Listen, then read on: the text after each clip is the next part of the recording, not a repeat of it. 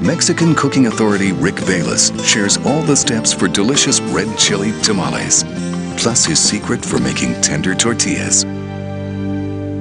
Today we have noted authority and very famous restaurateur Rick Bayless to give us some pointers about the Mexican kitchen and some of his excellent recipes for fine Mexican cookery.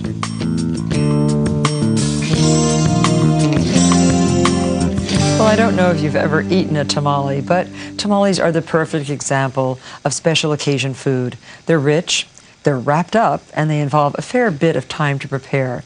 But I think they are definitely worth the effort. And Rick Bayless, too, thinks they're worth the effort. Rick is an award-winning chef-owner of Topolobampo and Frontera Grill in Chicago.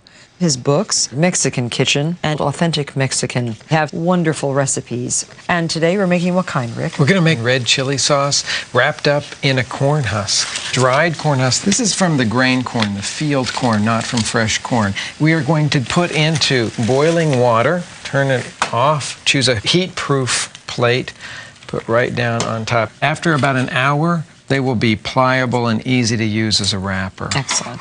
The first thing that tamales are all about, when you talk about them, people in Mexico immediately think about the masa, the dough that is used. This is the dehydrated powdered form. This is the one that you would use for making the tamales, and this one is the one that's used for making the tortillas. Except that we're not going to use either one. We're going to use the real thing that they come from, and that's the fresh ground masa. Okay. Corn that is Now, grain corn. where do we get this? You could get it only from a tortilla factory. It's not something that you could make yourself easily at home. There's a place up in Boston that does really nice masa by mail order. This feels like clay almost. It does, or like Play-Doh. It's almost that kind of consistency. This is dried field corn or grain corn. We're going to make it into a batter now.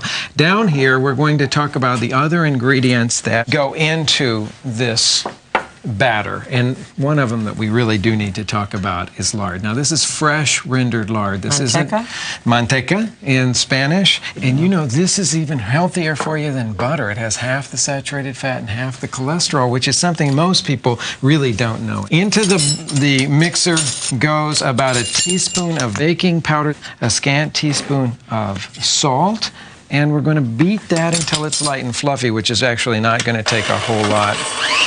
Now, the next part of it is done in 2 stages. Once you see the color lighten a bit in the lard, then half of this fresh ground masa, or if you were using the dehydrated, you would have reconstituted it with water. So half of the masa, half of the chicken broth, beat it until it becomes homogeneous. Yeah, smoothing out nicely. Yeah. And it's also beginning to look a lot like cake batter, fairly stiff cake batter. And now I'm going to drizzle in the remainder. So that's 2/3 of a cup total of the broth. Cover it and put it in the refrigerator. I looked up tamales the other day. We had more entries under tamales than any other thing, because every region makes their own special tamal. This is one of the most classic. It's one that everyone would know, and it's one that I think has incredibly wide appeal. We can just dump out all these seeds. Just pull the top of the stem off, open them out, and dump out the seeds. These are New Mexico chilies. They're kind of a medium, not very hot, but a sweet flavor that a lot of people like a lot. How many do you need? We need all of them. There are about 6 of them. So I will help. Please do. I'm going to tear them up into 3 or 4 pieces. Now those are going to go in to the blender with some chopped garlic. Now, how much garlic? Well, the equivalent of a couple of cloves of chopped garlic. Okay. And about 1/4 teaspoon of black pepper. This is very typical of the cooking of Mexico. It's not heavy in spices other than chili. 1/8 teaspoon of cumin, and we need the water to pour over. Okay, just room temperature? Room temperature water. We're going to do this as a quick blend. So 1 cup of water? That's about 1.5 cups on that. And then we'll make a puree out of them. Then we're going to pour it through a strainer into the saucepan.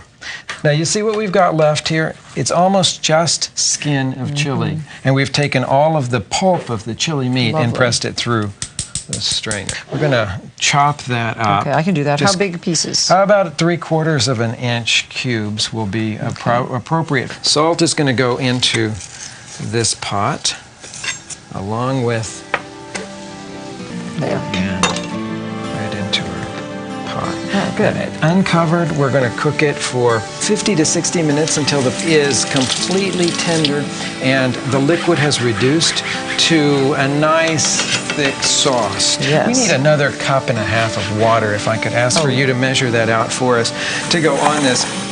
If we cooked it just straight like this, we wouldn't have nearly enough liquid. It would have reduced way before it is finished cooking to tender.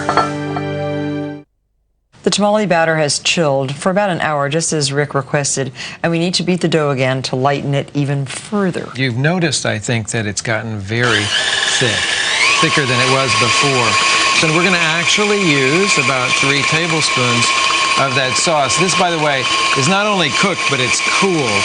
So I said you don't want to add anything that is hot to this mix. That's what makes it pinkish. Makes it pinkish, and it makes it really delicious too. And if I could ask you to start working on with a fork, mashing it a little, a little so it'll be easier for us to get in as a filling for the tamales. Now I'm going to put a little bit more liquid. Liquid means tenderness. And we're ready to form tamales. There. Good. So over to the other side where the corn husks are. And we can take a closer look at this batter. Okay, corn husks. This is cooled off enough that we can handle them, which is what you need before you start. And there's that absolutely pervasive and beautiful aroma of tamales.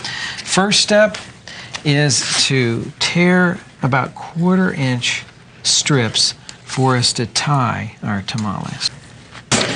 Now, why this kind of steamer and not this kind? Well, that's the very traditional one. That's the one you would find in Mexico where they're making tamales for a party. This recipe that we're making makes a small amount, and it'll get people started. And I wanted to use an all-purpose kind of steamer. So should I turn this on? We do need to start getting it hot now. There's about 1 inch of water in the bottom of it. I chose a deep steamer because we want to stand these up once they're formed. The next step is to line the bottom of it with corn husks. What you're really trying to do here is get as much of that beautiful corn husk flavor into the tamales. And then let's make a couple. We want to choose big ones. Is that big enough? That's a great size. I'm going to hand you this to measure out about 1/4 cup of that batter. And I'm going to turn your husk around this way. Okay. You want to put that batter in the widest end and then spread it into about a 3 or 4 inch square. And here's one for you. Thank you. Okay, spread it like that. Move our... So you're not going to eat the corn husk, you're going to eat only the filling. The corn husk is really there just as the mold. And we'll put a couple of tablespoons of filling right in the middle of it. I've left about 1 inch on the sides here, and I've left a lot of room, about 3 inches on this end. We're going to fold it together like that so that the filling is now encased in the batter. Then roll it over, but holding it gently, and fold under. Now, about halfway up or so, tie a corn husk, and that will give it its shape.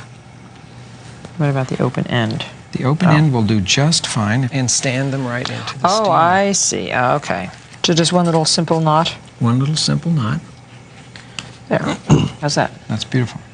Actually, that one will be just absolutely perfect. And if you want to measure, again, 1/4 cup for each one of us, I'll show you a second kind of fold in case you don't have a steamer that is quite the right size. Well, that's what I'm worried about, because sometimes I see them as squares.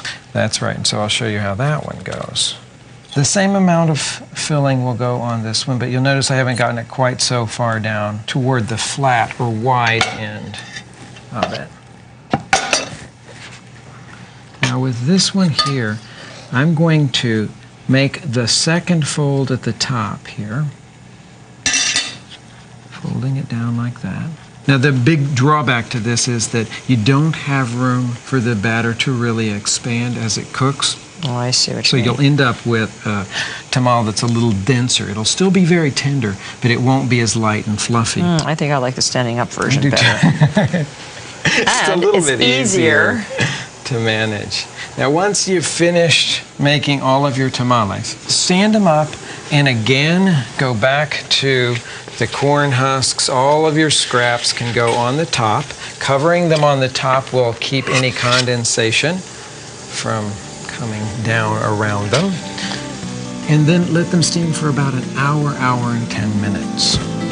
Well, while the tamales steam, we can get ready for the roasted tomatillo chipotle salsa, which sounds so good. Be good with these. Each thing gets better and better.